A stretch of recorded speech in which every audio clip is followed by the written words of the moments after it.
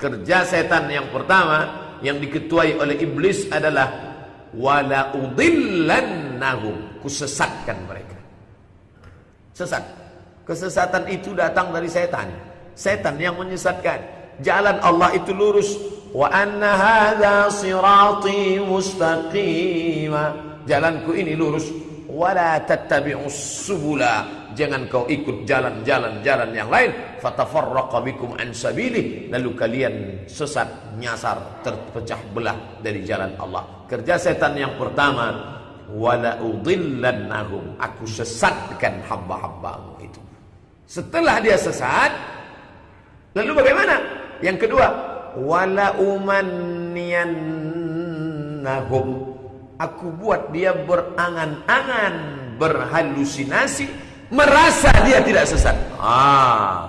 Ini kerja dia. Bapak waktu balik dari hotel mau ke masjid, balik dari masjid mau ke hotel di Madinah, di Makkah, terpisah dari jamaah. Mungkin ibu pernah terjadi. Tiba-tiba yang lain pulang jam 8, sudah sarapan di hotel, bapak pulang jam 8 malam. Kenapa? Salah jalan, nyasar. Ketika pertama kali nyasar, tidak merasa sesat. Rasanya macam ini jalan balik tadi, rasanya macam hotel ini, tapi kenapa tak sampai-sampai ya? Wala umanniyannahum, orang yang sudah disesatkan setan itu, dia tidak merasa sesat. Ini yang sedang terjadi ini. Kenapa kau bela dia? Dia kan kafir. Dia kan kafir dalam akidah, tapi dia tak korupsi. Dia baik. Dia tidak merasa sesat. Dia tidak merasa salah. Tidak merasa sedang melawan Allah dan Rasulullah serta para ulama. Kenapa? Kerja setan berhasil. Wala umanniyannahum, buat mereka berangan-angan. Saya tak ada kepentingan. Saya sudah tua. Mau jabatan dah capek saya jabatan ini. Untuk apa saya lah, dunia ni tak lama. Mulutnya berkata, tapi Nabi sudah menjelaskan itu 14 abad yang lalu. Apa kata Nabi? Yakburu ibnu Adam. Manusia itu kalau umurnya bertambah, yakburu ma'ahu thnani. Yang lain berkurang. Mata berkurang, rambut, telinga berkurang, tuli, kaki berkurang, asam urat, otak berkurang, pikun. Tapi ada yang tak berkurang. Yakburu ibnu Adam, umur bertambah, usia bertambah. Yang lain berkurang, ada dua tetap bertambah. Apa dia? Hubbul mal, cinta harta. Disumbat dengan uang, materi, fasilitas. Hubbul mal, orang makin tua makin cinta harta. Maka kalau mau bersedekah waktu masih muda itulah, kalau mau berinfak wakaf waktu masih muda lah. Makin tua cinta harta makin dahsyat, makin hebat. Saya nantilah Pak Ustadz, setelah anak ini semua sekolah, setelah sarjana, setelah mereka nikah, insya Allah nanti kalau sudah tua, sudah tak ada lagi mikirkan dunia ini, sudah mikirkan mati, insya Allah bersedekah. Siapa bilang? Makin tua makin pelit, makin tua makin kikir, makin tua makin bakhil. Kenapa? Hubbul mal, cinta harta. Wa tulal umri, makin ingin panjang umur, makin takut mati. Makin tua makin takut mati. Itu kata siapa?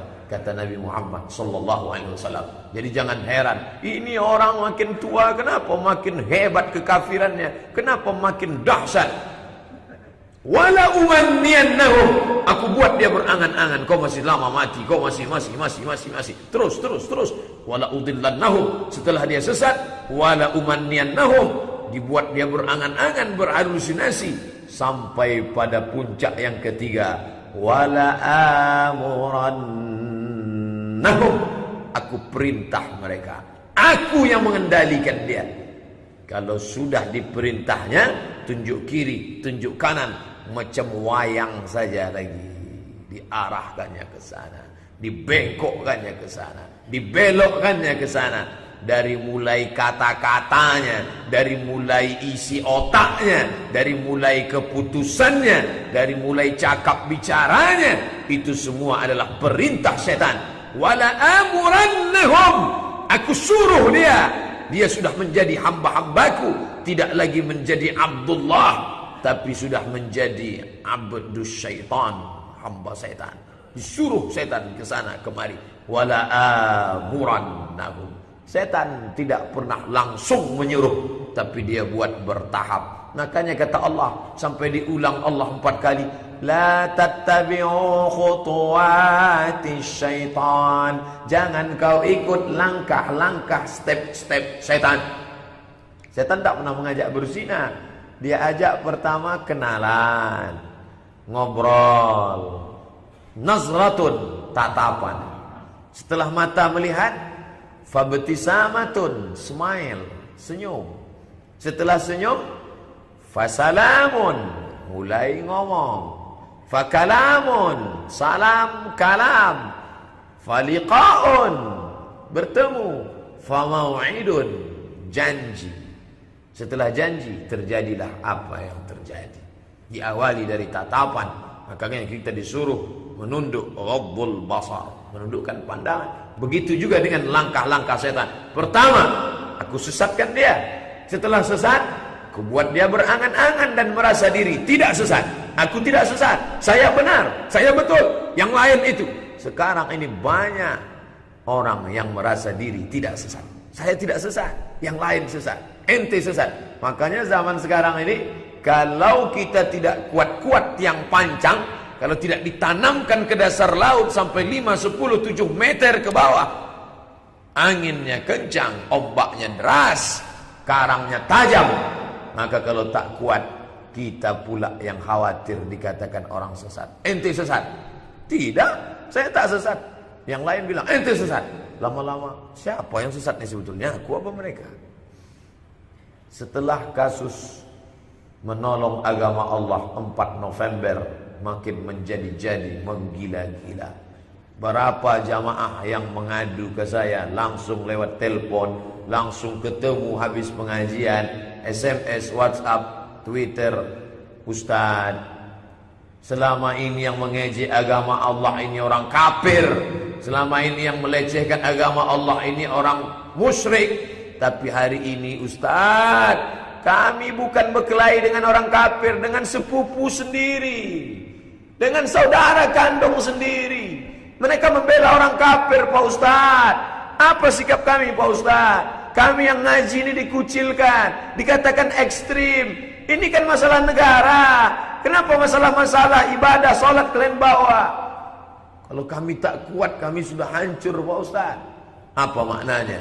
Sebenarnya datangnya Dajjal ini hanya sekedar Allah ingin memberitahu kepada kita semua, selama ini kau ragu, abu-abu, warnanya abu-abu. Abu-abu itu kandungan antara 2 warna, hitamnya ada, putihnya pun ada. Kita masih ragu menghukumnya karena masih ada warna putihnya. Tapi setelah datangnya Dajjal ini, bukan Dajjal yang asli, ini masih cucu cicitnya Dajjal, makin mengentalkan pada kita. Ingat, hikmah dari turunnya Dajjal, makin tampak yang hak dengan yang batil. Yang hitam makin kental hitamnya, yang putih makin menampakkan cahayanya. Itulah hikmah di balik ini. Makin kita tak ragu, siapa yang membela orang kafir? Wa may yatawallahum minkum, siapa di antara kalian yang membela mereka, fahuwa minhum, maka kafirlah dia. Jangan ragu, kuatkan keyakinan, tambahkan keimanan. Allah Subhanahu wa taala menjanjikan itu, liyazdadu imanan ma'a imani, semakin bertambah keimanan, keyakinan mereka. Tapi yang dimuliakan Allah Subhanahu wa taala, wala udillannahum, kusesatkan mereka, wala umanniyannahum, tapi kubuat mereka merasa tak sesat, wala amurannahum, setelah itu kuperintahkan mereka. Yang keempat, zuyyina lahum su'u a'malihim. Zuyyina, zinatun, perhiasan, dihiasi perbuatan mereka itu tiap hari, dihiasi, pernak-pernik, aksesoris, tampak indah di mata mereka, tampak indah di mata kawan-kawan mereka, seolah-olah mereka tidak salah, tidak sesat, indah, memukau, amazing, mantap. ditulis kalimat-kalimat kekafiran yang menolong kemunafikan, menolong orang kafir, memberikan support kepada orang munafik. Indah kata-katanya, mantap tulisannya, mengalir saja ide-ide itu datang menulis, di-share oleh kawan, di-komen oleh friend, mulai like and share, datang dia, kau hebat, kau mantap.